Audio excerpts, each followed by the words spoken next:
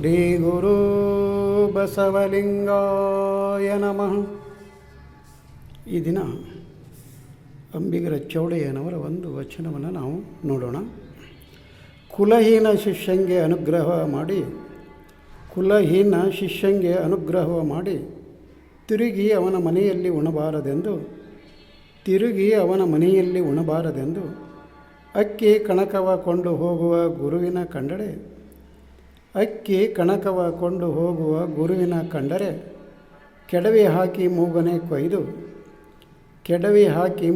ಕೊಯ್ದು ಇಟಂಗಿಯ ಕಲ್ಲಿಲೆ ತಿಕ್ಕಿ ಸಾಸಿವೆ ಹಿಟ್ಟನ್ನೇ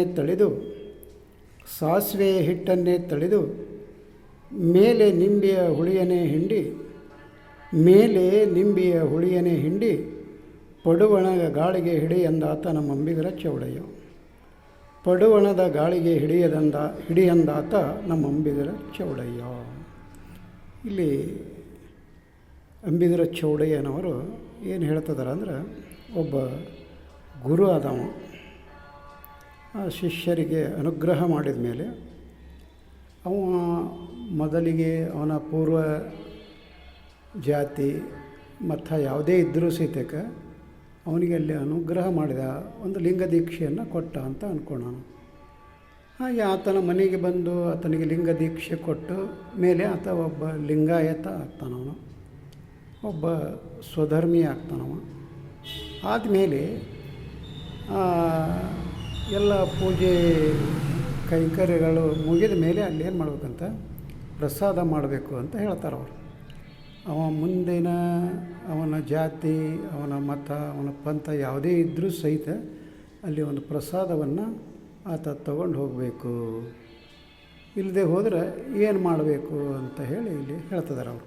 ಕುಲಹೀನ ಶಿಷ್ಯಂಗೆ ಅನುಗ್ರಹ ಮಾಡಿ, ಒಬ್ಬ ಕುಲಹೀನ ಇದ್ದ ಮೊದಲಿಗೆ ಆತನಿಗೆ ಒಂದು ಲಿಂಗ ದೀಕ್ಷೆಯನ್ನು ಕೊಟ್ಟರು, ಒಂದು ಅನುಗ್ರಹ ಮಾಡಿದರು. ಅಂದರೆ ತಿರುಗಿ ಅವನ ಮನೆಯಲ್ಲಿ ಉಣಬಾರದೆಂದು. ಅಂದರೆ ಮತ್ತೆ ಇಲ್ಲ ಮೊದಲಿಗೆ ಆ ಜಾತಿಯವಿದ್ದ, ಈ ಪಂಗಡವಿದ್ದ, ಇಲ್ಲಿ ಉಣಬಾರದು ನಾನು ಅಂತ ಹೇಳಿ ಅಕ್ಕಿ ಕಣಕವ ಕೊಂಡು ಹೋಗುವ ಗುರುವಿನ ಕಂಡಳಿ. ಅಂದರೆ ಅವನು ಕೊಡುವಂಥ ಒಣ ಪದಾರ್ಥವನ್ನು, ಒಂದು ಅಕ್ಕಿ ಇರ್ಬೋದು, ಒಂದು ಹಿಟ್ಟಿರ್ಬೋದು, ಕಾಯಿ ಇರ್ಬೋದು, ಎಣ್ಣೆ ಇರ್ಬೋದು, ಏನೇ ಒಂದು ಒಣ ಪದಾರ್ಥವನ್ನು ಅಲ್ಲಿ ತೆಗೆದುಕೊಂಡು ಹೋಗ್ತಿರ್ತಾರೆ ಕೆಲವು ಮಂದಿ. ಅಲ್ಲಿ ಉಣಬಾರ್ದು, ಯಾಕಂದರೆ ಅವರು ಕೀಳು ಜನಾಂಗ, ಅಲ್ಲಿ ಉಂಡ್ರೆ ನಮ್ಮ ಜಾತಿ ಅಪಚಾರ ಆಗ್ತೈತೆ ಅಂತ ಹೇಳಿ ಅಲ್ಲಿ ಏನು ಮಾಡ್ತಾರೆ ಅಂದರೆ ಅದನ್ನು ಒಣ ಪದಾರ್ಥಗಳನ್ನು ಗಂಟು ಮುಟ್ಟಿ ಕಟ್ಕೊಂಡು ಹೋಗ್ತಾ ಇರ್ತಾರೆ. ಅದಕ್ಕೆ ಇಲ್ಲಿ ಏನು ಹೇಳ್ತಾರೆ ಅಂಬಿಗರ ಚೌಡಯ್ಯನವ್ರು ಅಂದ್ರೆ, ಅಂಥ ಗುರು ಕಂಡ್ರೆ ಅನುಗ್ರಹ ಮಾಡಿ ಹಿಂಗೆ ಅಕ್ಕಿ ಹಿಟ್ಟು ತೆಗೆದುಕೊಂಡು ಅಂತ ಆ ಗುರು ಕಂಡ ಅಂದರೆ ಕೆಡವಿ ಹಾಕಿ ಮೂಗನೆ ಕೊಯ್ಯಿ ಅಂತ ಹೇಳ್ತಾರೆ. ಅಂಥ ಗುರು ಕಂಡ್ರೆ ಅವನ ಕೆಡವಿ ಮೂಗು ಕೊಯ್ಬೇಕಂತ. ಅವರು ಮುಂದೆ ಏನು ಹೇಳ್ತಾರೆ, ಇಟ್ಟಂಗಿ ಕಲ್ಲಿಲೆ ತಿಕ್ಕಿ ಮತ್ತು ಮೂಗು ಕೊಯ್ದದ್ದಲ್ದ ಮತ್ತು ಒಂದು ಇಟ್ಟಂಗಿ ತೊಗೊಂಡು ಆ ಮೂಗನ್ನು ತಿಕ್ಕಬೇಕಂತ, ಕೊಯ್ದಂಥ ಮೂಗನ್ನು. ಮುಂದೆ ಏನು ಹೇಳ್ತಾರೆ, ಸಾಸಿವೆ ಹಿಟ್ಟನ್ನೇ ತಳೆದು ಅದರ ಮೇಲೆ ಮತ್ತು ಸಾಸಿವೆ ಹಿಟ್ಟನ್ನು ತಳಿಬೇಕು ಅಂತ ಹೇಳ್ತಾರೆ.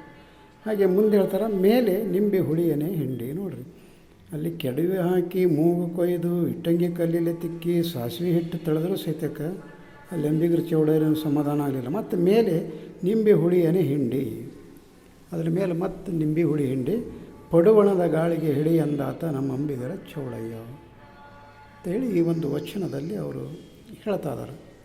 ಹಾಗಾದರೆ ನಾವು ಈ ದಿನಮಾನದಲ್ಲಿಯೂ ಸಹಿತ ನಾವು ನೋಡ್ತಾ ಇರ್ತೇವೆ, ಅನೇಕ ಜಂಗಮರು ಅಂತ ಏನು ಹೇಳ್ಕೊಂಡಿರ್ತಾರೆ, ಅನೇಕ ಸ್ವಾಮಿಗಳು ಅಂತ ಹೇಳ್ತಾರೆ, ನಾವು ಮಠಾಧೀಶರು ಅಂತ ಹೇಳ್ತಿರ್ತಾರೆ. ಅನೇಕರು ಭಕ್ತರ ಮನೆಗೆ ಬರ್ತಿರ್ತಾರೆ.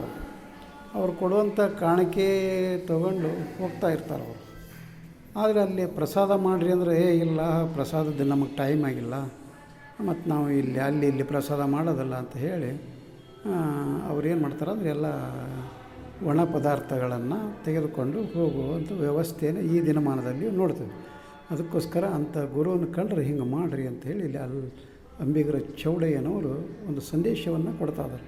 ಅದಕ್ಕೋಸ್ಕರ ಹಾಗಾದರೆ ಒಬ್ಬ ನಿಜವಾದ ಗುರು ಅದವ ಏನು ಮಾಡಬೇಕಂದ್ರೆ, ಆತ ಮೊದಲಿಗೆ ಆತನ ಯಾವುದೇ ಕುಲ ಇರಲಿ, ಯಾವುದೇ ಜನಾಂಗ ಇರಲಿ, ಯಾವುದೇ ಜಾತಿ ಇರಲಿ, ಅದಕ್ಕೆ ಒಂದು ಅನುಗ್ರಹ ಮಾಡಿದ ಮೇಲೆ, ಒಂದು ದೀಕ್ಷೆಯನ್ನು ಕೊಟ್ಟ ಮೇಲೆ ಅಲ್ಲಿ ಒಂದು ಕುಳಿತುಕೊಂಡು ಅಲ್ಲಿ ಆತ ಪ್ರಸಾದವನ್ನು ಮಾಡಬೇಕು ಅನ್ನುವುದು ಈ ಒಂದು ವಚನದ ಸಂದೇಶ. ಅದಕ್ಕೋಸ್ಕರ ನಾವು ಈ ಅಕ್ಕಿ ಕಣಕ ತೆಗೆದು ಹೋಗೋ ಗುರುವರಿಗೆ ಕಾಣಿಕೆ ಕೊಡಬಾರ್ದು. ಮತ್ತು ಯಾರು ನಮ್ಮ ಮನೆಯಲ್ಲಿ ನಾವು ಏನೇ ಮಾಡಲಿ, ಒಂದು ರೊಟ್ಟಿ ಮಾಡಲಿ, ಅಂಬಲಿ ಮಾಡಲಿ, ಹೋಳಿಗೆ ಮಾಡಲಿ, ಏನೇ ಮಾಡಿದರೂ ಅಲ್ಲೇ ಕುಳಿತುಕೊಂಡು ಯಾರು ಪ್ರಸಾದ ಮಾಡ್ತಾರೋ ಅಂಥವರಿಗೆ ಒಂದು ನಾವು ಮಾನ್ಯತೆಯನ್ನು ಕೊಡಬೇಕು, ಅಂಥವ್ರನ್ನ ನಾವು ಮನ್ನಿಸಬೇಕು ಅಂತ ಅನ್ನುವಂಥ ಒಂದು ಜ್ಞಾನವನ್ನು ನಮಗೆ ಬರಬೇಕಂದ್ರೆ ನಾವು ಮತ್ತೇನು ಮಾಡಬೇಕು, ವಚನಗಳನ್ನು ಓದಬೇಕಾಗ್ತದೆ. ವಚನಗಳನ್ನು ಓದಿ ಪಚನ ಮಾಡಿಕೊಳ್ಬೇಕು. ಆವಾಗ ಅಂಥ ಒಂದು ಜ್ಞಾನ ನಮಗೆ ಪ್ರಾಪ್ತಿಯಾಗ್ತದೆ. ಅದಕ್ಕೋಸ್ಕರ ವಚನಗಳನ್ನು ಓದೋಣ, ಪಚನ ಮಾಡಿಕೊಳ್ಳೋಣ ಅಂತ ಹೇಳುತ್ತಾ ಈ ವಚನಕ್ಕೆ ವಿರಾಮ ಕೊಡ್ತಾ ಇದ್ದೇನೆ. ಶರಣು ಶರಣಾರ್ಥಿ.